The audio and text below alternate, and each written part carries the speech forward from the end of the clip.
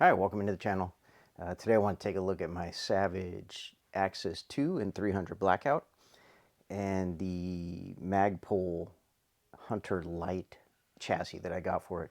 This is, like I said, the Savage Axis 2. It came in the standard Savage chassis, which, it can be a little flimsy. Actually, this one's a little bit stronger than most, but in my previous experience with other Savage Axis, felt that they were a little flimsy. Didn't always free float. Sometimes you had to take some sandpaper to them. So when I saw that Magpul was coming out with the Hunter Lite series for the Axis 2 and Axis rifles, I decided I had to jump on it. So the reason I went with this one is because you got the 16-inch barrel with the threading on the end.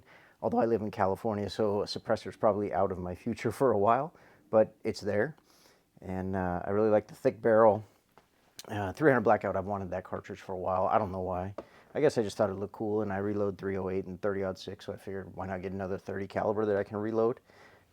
So I topped this off with a Vortex 2-7 optic, and I had it on hand because I mistakenly bought this one thinking I was buying the 2-7 Scout version with the longer eye relief for another rifle, which I'll show in another video. But I mistakenly bought the regular version, and by the time I realized, I just kept it. And so it works out perfect for this one because this is kind of a, not really a long range rifle, I don't think, because of the shorter barrel. But I know some people say you could shoot thousands of yards with the short barrels, but I'm never going to shoot that far anyway.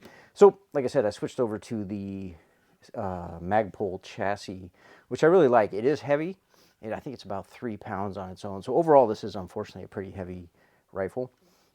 But I liked the grip. I have Magpul Hunter stock on a Ruger 1022 of mine, so I was no stranger to this one. But again, I thought it just looked great. Now, the one downside is it takes you to AICS magazines. They don't make this for the Savage, where you can use AR mags on this one. You know, they do for the Ruger, so you could get if you had the Ruger American in 300 Blackout or another cartridge that is compatible with AR mags, you can get the Magpul chassis for it that accepts AR mags, or StanAg mags, I think they call it, standard mags. But anyway, so I had to go with the 10-round AICS mag, also from Magpul. I mean, it's not too bad. It doesn't stick out too far. You know, I mean, it still sits on the bag, so you can shoot off a stand or a bag. So it's not that bad. It's just, you know, you have to shell out another $35 for a magazine or whatever the price was. I don't recall offhand. But that's the one downside. It does have the adjustable length of pull, so you can, I have a sling on there, so it makes a mess. I have 2 inserts right there. You can get, there's 2 more that are not on it. They're in the box. And then it also comes with a cheek riser, which I didn't put on because it's pretty low. It's kind of high compared to this optic already. So I didn't feel like I needed this cheek riser. I may try it out just to see if it's something that I could use. And back to the rifle. The rifle came with not only the thick, short barrel, but it also came with the rail installed, so it was a pretty good package deal. They don't offer this one anymore. Not sure, you know, maybe because they came out with the Axis Pros and things. Again, threaded barrel, which is nice. Got the Vortex optic, like I said, and they use the Vortex rings. Pretty good package.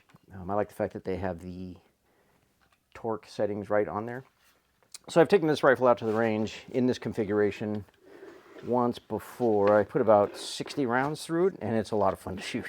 It was my first time shooting 300 Blackout. I just bought it on I don't know, I guess a whim, but like I said, I've wanted a 300 Blackout for a while, so I went ahead and got it, took it out. Super easy to sight this scope in. It was on in maybe 8 shots I was on, and we were hitting pretty decent groups out at 100. My buddy had just picked up a Ruger American Gen 2 in 7.62 by 39, so he brought that along, and we both sighted in our rifles on that range trip, so it was a pretty good trip. But yeah, overall, I mean, this is just a fantastic rifle. I just wanted to show it off on the channel, show off the build. I mean, it's not done. I think I may switch this to an LPVO, but we'll see. Either way, I'm stuck with the scope, so it's too late to return it. So if I don't use it on this, keep it on this, then I could always use it on something else. I thought that maybe this could be a little bit of almost like a modern scout rifle build, but it's heavy.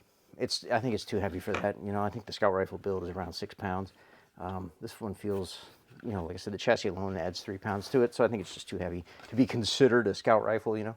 But for my needs, it's fantastic. It's short, it's really compact, and no recoil because of the weight. You really don't feel much recoil with it. So anyway, just want to show it off, and if I make any changes, we'll bring it back to the channel.